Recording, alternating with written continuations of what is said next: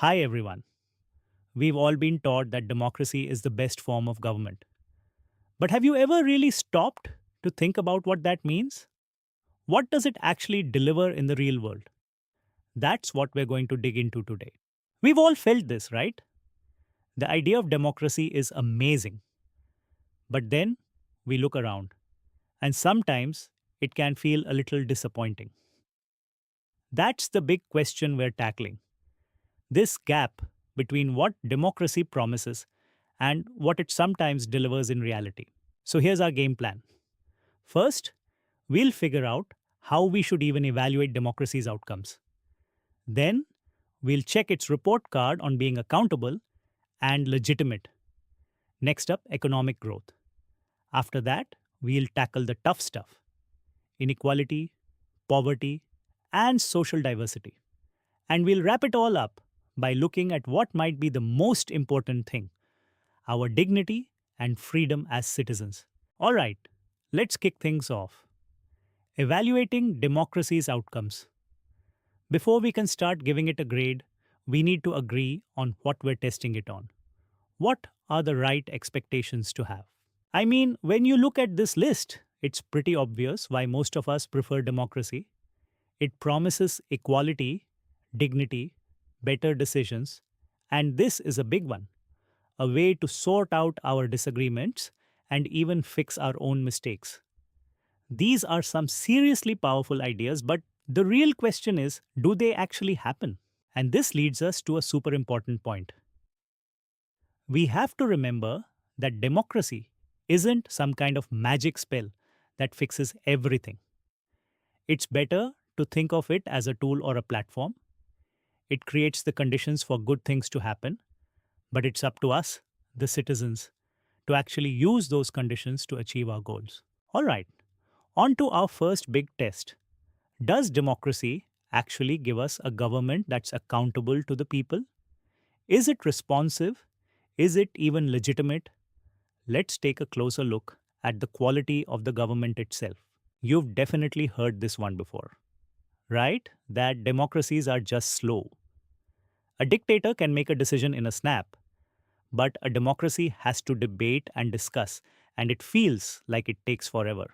So, is that true? Is it just inefficient by design? This really breaks it down. Sure, a dictatorship is fast, but a quick decision that nobody agrees with can cause huge problems down the line. Democracies are slower because they have to go through all the negotiation and deliberation. But the final decision is more likely to be accepted by people. And because of that, it's often way more effective. That slowness isn't a bug, it's a feature. And that slower process leads to one of democracy's superpowers: transparency. Think about it. It means that you, as a citizen, have the right to see how decisions are being made. You can look under the hood. You're just not going to find that in a non democratic system. So, what's the final report card on accountability? Well, it's kind of a mixed bag. Democracies are pretty good at the big stuff, like holding elections and letting people have public debates, but they often fall short when it comes to sharing all the information we need. And let's be honest, they could be really slow to respond to what people want. And of course, they are definitely not free from corruption. But here's the absolute game changer. Even with all its flaws, a democratic government has one massive advantage: it's legitimate. People see it as their own government, not something forced on them. That feeling of ownership is why democracy gets so much support all over the world, even when it's not perfect. The data tells the same story. Just look at these numbers from South Asia. In nearly every country, you see this massive preference for democracy. That's not a fluke. That overwhelming support is there because people fundamentally believe in the idea of being governed by representatives they chose themselves. That is a powerful, powerful thing. Let's switch gears a bit. Let's talk about the economy. This is a huge question. Do democracies actually lead to better economic growth? Are democratic countries automatically richer?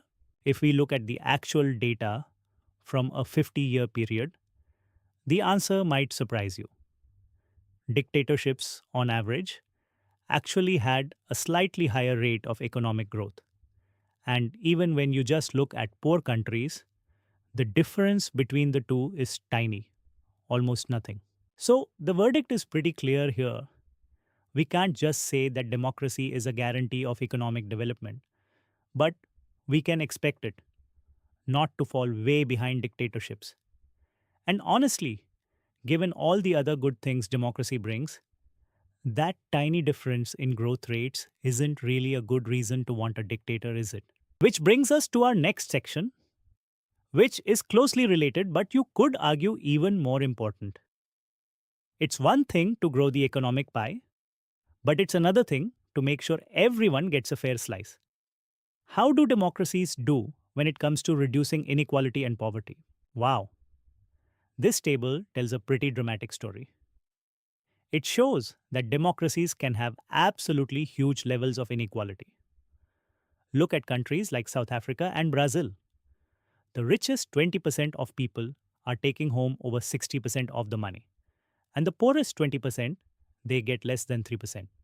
It's a massive gap. Let's just focus on that South Africa number for a second.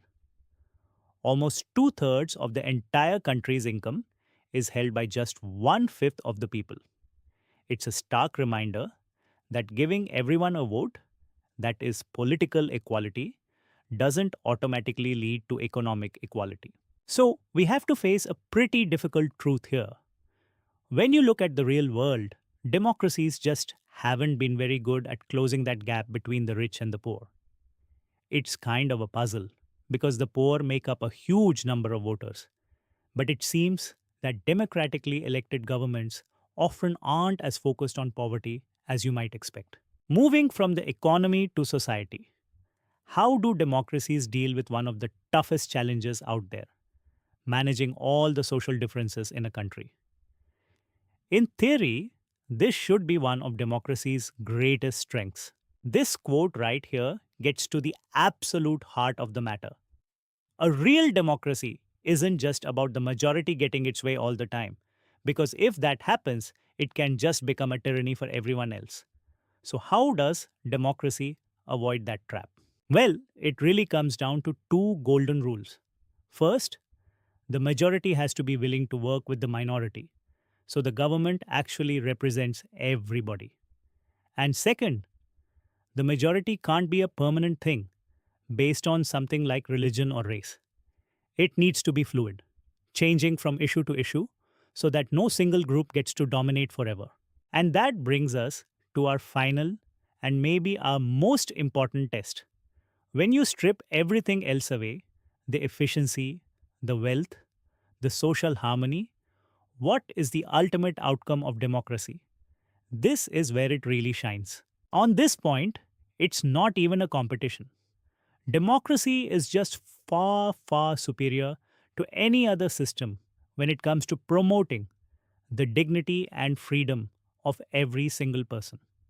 So many conflicts in the world start because some group feels like they're not being treated with respect. Democracy is built on the principle of giving that respect to everyone.